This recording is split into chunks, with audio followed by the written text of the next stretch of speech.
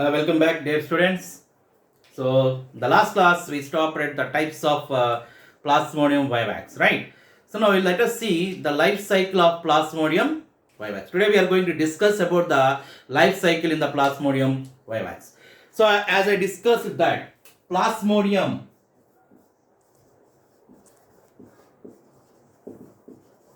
is digenetic parasite, right? So Plasmodium is a digenetic parasite. Digenetic means I already told you that digenetic means it completes its life cycle in two different hosts, right? So what are those two different hosts means? One is the primary host. It is the female Anopheles mosquito, and second one is secondary host. So that is the man. Right, I already discussed what is meant by primary host and what is meant by secondary host. Primary host means what? Primary host means in the primary host the parasite undergoes sexual reproduction. Remember that one. That is a clue. So what about the secondary host? In the secondary host, asexual multiplication takes place. Now let us discuss what happens in the man phase. Right. Now let us discuss the life cycle in man. That is the human phase, right? Life cycle in man. So how the parasite enters into the body of man? When an infected mosquito bites the man. Infected mosquito means what? The mosquito which is having sporozoids in it, which is having the a stage of plasmodium in its body. So when an infected mosquito bites a man,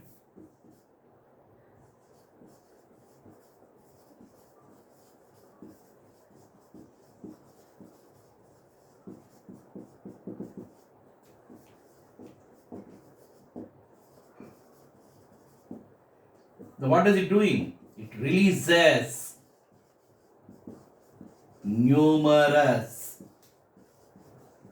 sporozoids.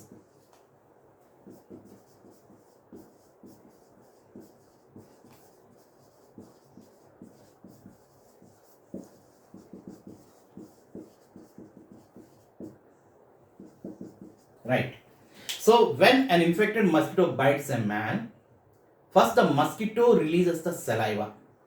Why the mosquito releases the saliva into the blood of the man? You know that blood is in the form of fluid state as long as it is present in the blood vessels.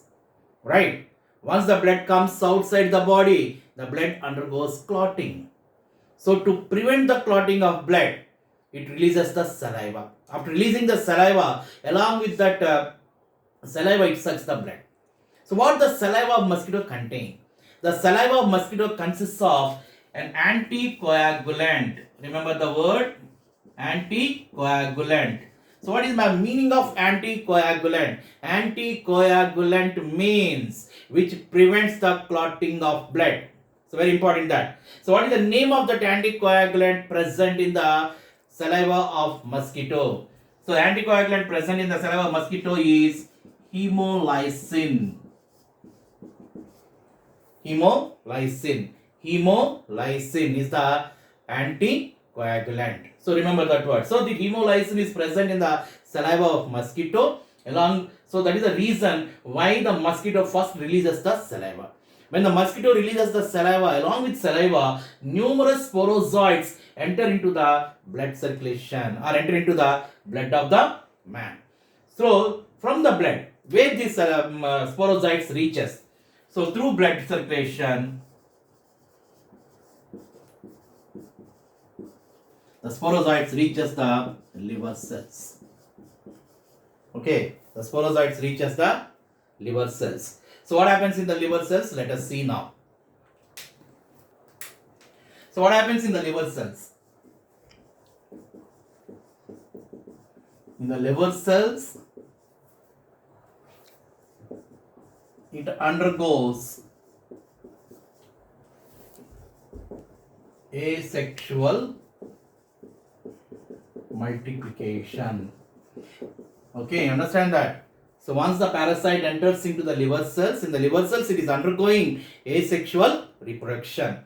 So what the name, they have given a name for the asexual multiplication in the liver cells.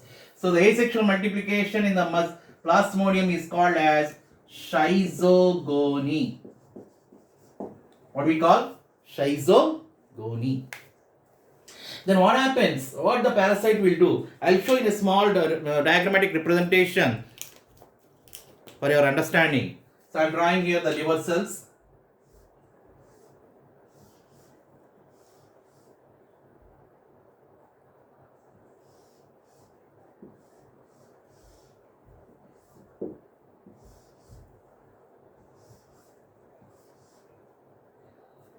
So this is the sporozoid stage that is entering here.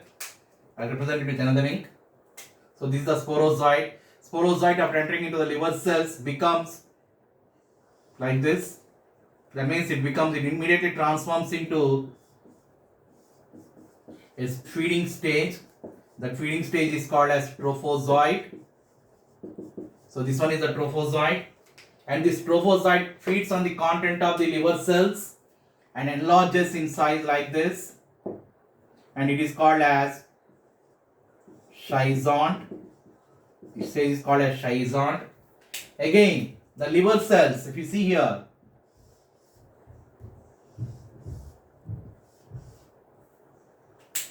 what the liver cells are doing? The liver cells undergo asexual multiplication like this. That means the nucleus present inside the schizont divides like this, which is surrounded by cytoplasm, and this one is called as schizogony. So this asexual multiplication is called as schizogony. Right. So when the liver cell ruptures, so what are releasing outside? When the liver cells rupture, so that one also will represent.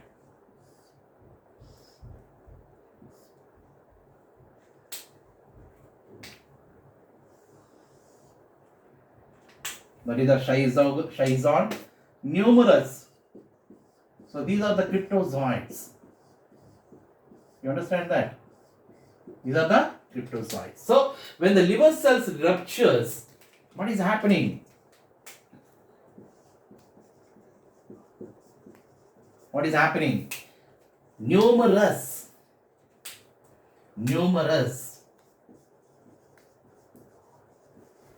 cryptozoites are first generation merozoites are released into blood. Okay. Then how many days it takes for the sporozoite to become merozoite? That means cryptozoite means it takes around 8 days. Right? It takes around 8 days. So the sporozoite takes around 8 days to become this merozoite or cryptozoite. Then what is the function of this cryptozoite? Now, this cryptozoite again can attack the liver cells and continues the liver schizogony, or they may attack the erythrocytes or RBC to start the erythrocytic schizogony. So we call this one as liver schizogony. We call this one as what? The asexual multiplication that occurs in the liver cells is called as liver schizogony. Remember that. Liver schizogony. Okay. Now what is the function of these cryptozoites? I told you that these are the cryptozoites. Now what these cryptozoites are doing? What the cryptozoites are doing now? These cryptozoites are attacking the RBC to start erythrocytic schizogony. So that is very important. Now we'll go for the attack of these. Now we'll start the erythrocytic schizogony, right? Just we recap it again, the things, right? Now, this one, which is called as infective stage, means sporozoite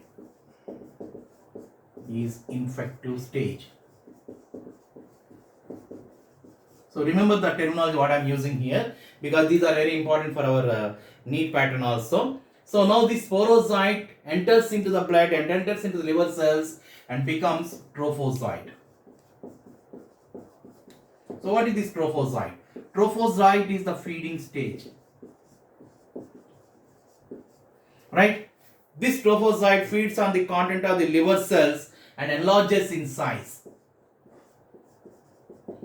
That is called as schizont.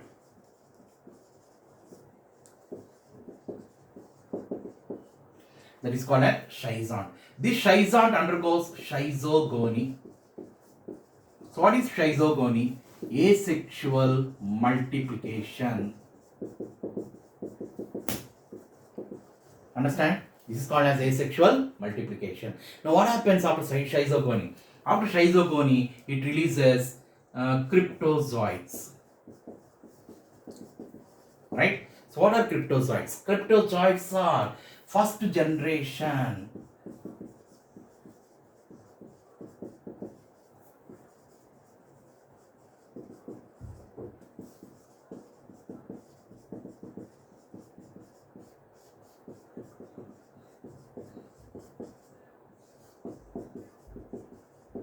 Right? So cryptozoites are the first generation merozoites that attacks the liver cells and also RBC. If they attack the liver cells, they are continuing the liver schizogony. If they are attacking the RBC, they are starting the erythrocytic schizogony. Now we are starting the erythrocytic schizogony. I hope you understood the stages name. So what is the feeding stage of Plasmodium means? You have to remember that it is the trophozoite. So what is the meaning of schizogony means? It is asexual multiplication. What is schizont means? Enlarged size of the parasite due to feeding on the content of the liver cells. So I'm clear, I hope so.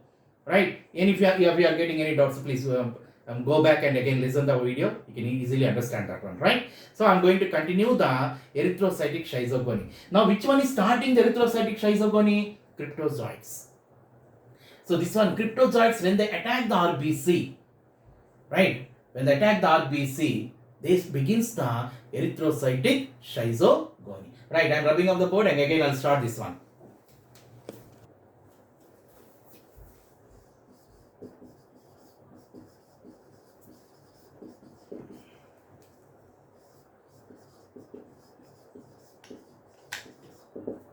So erythrocytic schizogony. So again here, cryptozoites.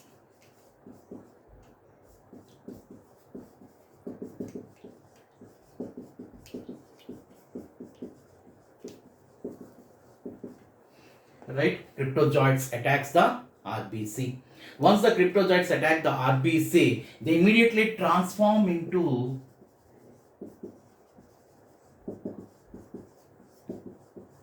feeding stage. They immediately transforms into feeding stage.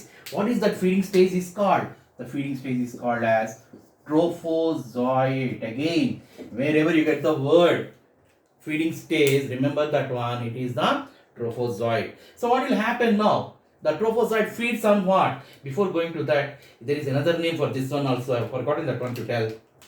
Right. Erythrocytic schizogony is also called as Golgi cycle. Why we are calling this one as Golgi cycle means because it was discovered by Golgi. So erythrocytic schizogony was discovered by Golgi. So we also call this one as Golgi cycle, right? So this trophozoite feeds on the content of the RBC.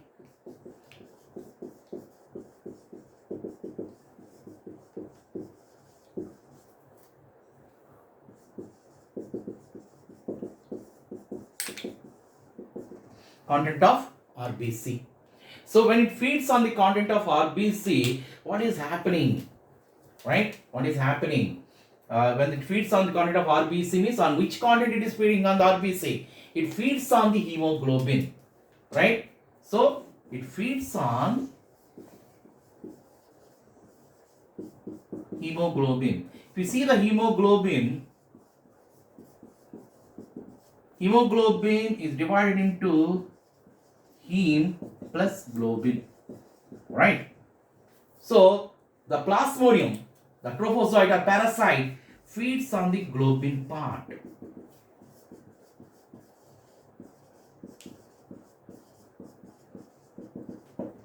Feeds on the globin.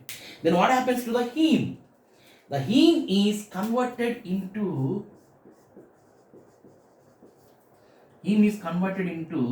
hemozoin granules. Hemozoin granules. So these hemozoin granules are toxic in nature, which causes the symptoms of malaria like chills and high fever. So when it causes the symptoms of malaria like chills and high fever, let us see now. Now what happens? The trophozoite becomes schizont. Again, trophozoite is becoming schizont, right? And this schizont undergoes schizogony, right? Schizogony. When it undergoes schizogony, what it is releasing? It is releasing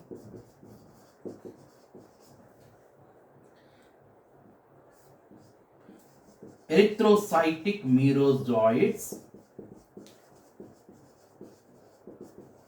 plus hemozoin into blood.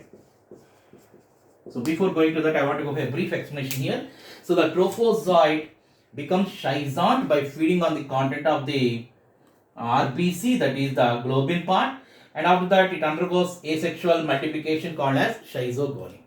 So due to asexual multiplication, numerous merozoites are formed. What are these merozoites? These are called as erythrocytic merozoites. So we use the word erythrocyte numerous, but generally they are formed around 12 to 24. So these merozoites along with these hemozoin granules are released into the blood when the RBC ruptures. When the RBC ruptures, the erythrocytic merozoites along with the hemozoin granules are released into the blood. When the hemozoin granules are released into the blood, it causes the symptoms of malaria like chill and fever.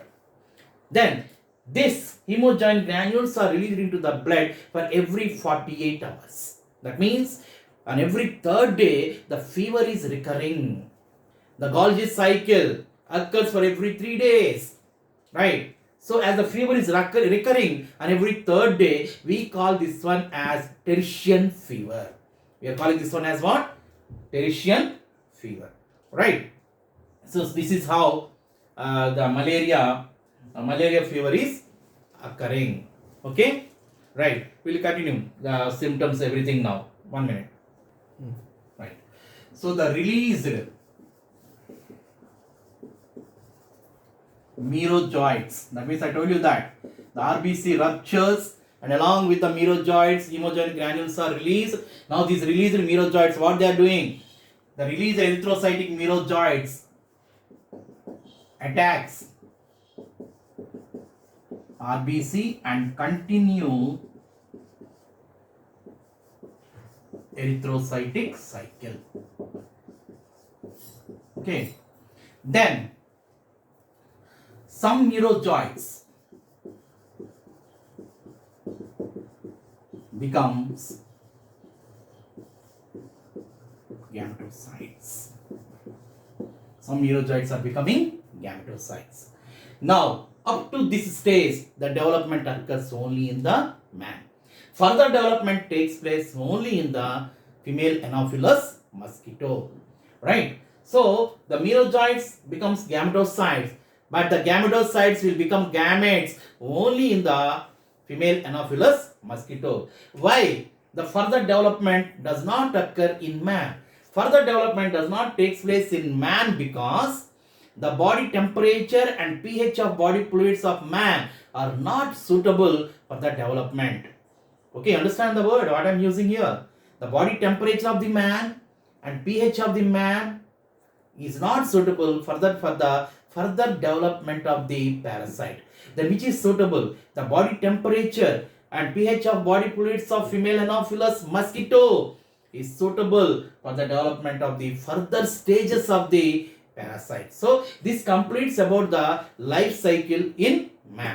We will continue the life cycle in female Anopheles mosquito in the next class. Have a nice day.